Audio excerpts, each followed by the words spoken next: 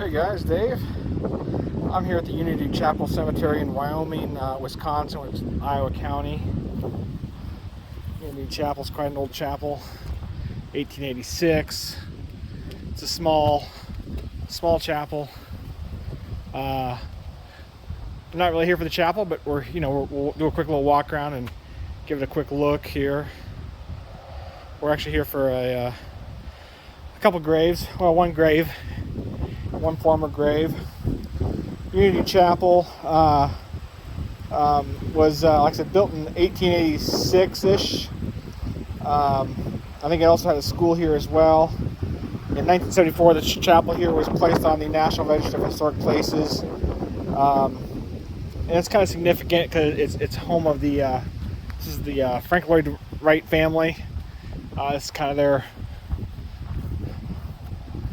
area where they were from. And it's a well-preserved chapel inside. I don't know if you can see inside, but that's okay. I'll throw some pictures up as I talk. But like I said, this was actually the original burial location of Frank Lloyd Wright, the famous architect, and his former resting place is up here. He's actually been relocated to Arizona. These are all family. And it's got that script. Kind of hard to see there, but I got the old script of the. You see a lot of prairie style architecture.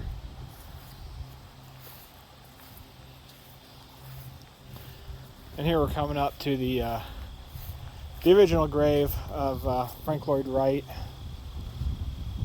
Come in here and get a little closer look. 1869 to 1959.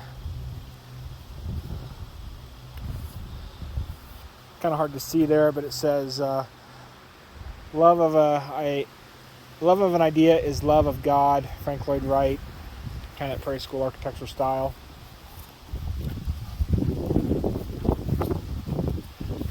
Let's keep walking around here. Lloyd Wright, John Lloyd Wright, Catherine Wright Baxter.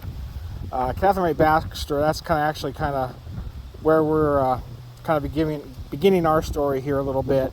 She was she was a daughter of Frank Lloyd Wright, 1849 to 1979. But Catherine had a daughter. And that daughter is Anne Baxter. So the great-granddaughter of Frank Lloyd Wright. And again, that's kind of why we're here. We're going to look for her grave. And it's a small one here. But Anne Baxter, again, the granddaughter of Frank Lloyd Wright, she was an actress. And quite a well-known actress. Well, all the names on these stones. She was born in Michigan City, Indiana, not too far from here. And again, her mother was a daughter of Frank Lloyd Wright. She arrived in New York City at a pretty young age, only 11, and attended various private schools that her status allowed her to attend. And she possessed quite a good talent for acting. And her mother encouraged it.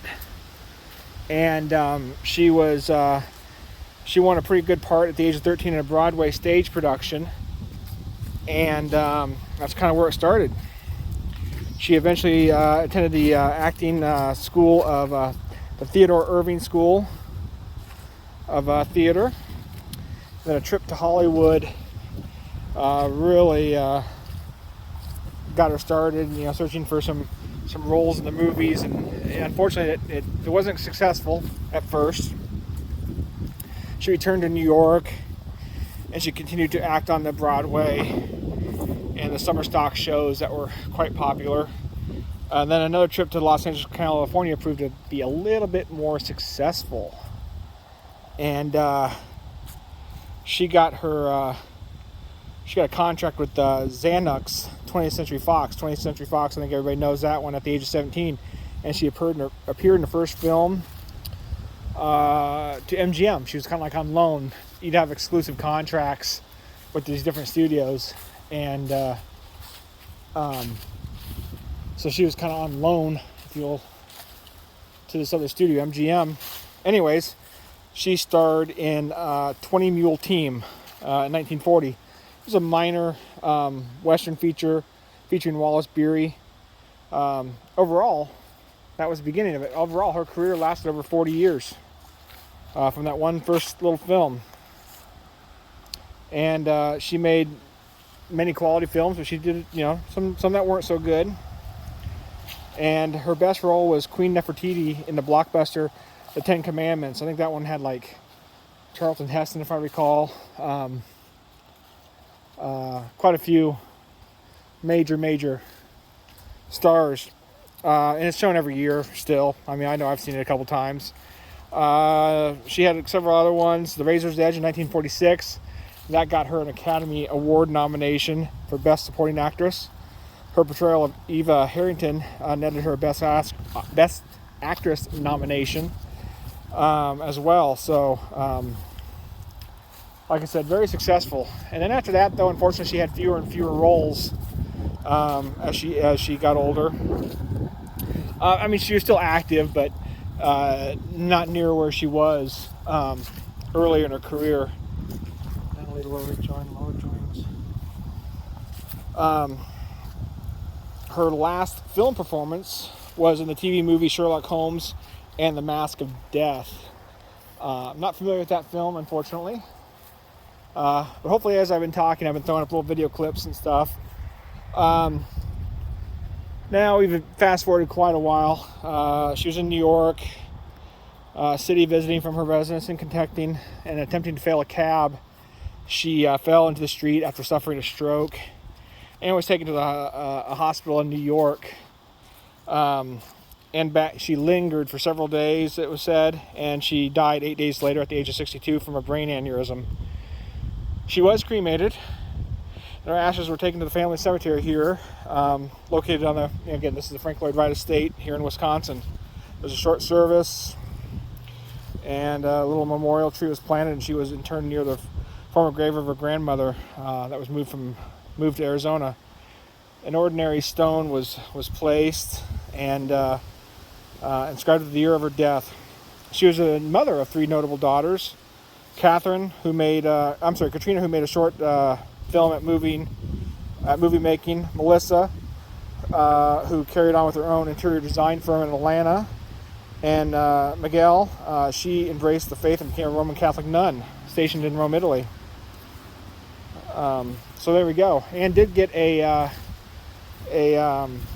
name on the Hollywood Walk of Fame. So that is there. You can visit. And I am really struggling to find the grave here. I know it's up against a tree from the pictures I've seen. So we're going to have to keep wandering here for just hopefully another minute or two until we can find her grave. Like I said, it's a very simple one.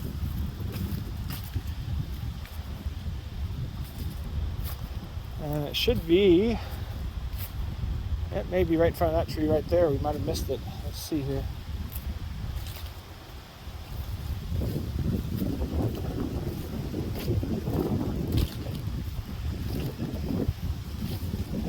No, I'm not seeing it there either. It actually may be right here. Walked right past it when I came in. Yes, here we go, a little plaque. Like I said, she was cremated, so she's not actually buried here, but here's the memorial tree. I'm going to zoom out here again. Memorial tree, unfortunately, right by the porta potty there. Porta John. Let's get a little look at it here. In memory of Anne Baxter Clee, 1923 to 1985. Just a piece of flagstone here, really. Very simple memorial for a Academy Award-winning actress and granddaughter of world-famous architect Frank Lloyd Wright. So if you're coming here, off to a little parking pad, the road, to the left of the chapel. If you're standing in front of the chapel, Frank Lloyd Wright's grave, or former grave, is right there.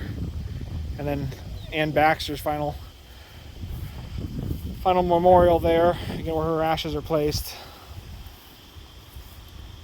And again, this is the Unity Chapel in Iowa County, Wisconsin.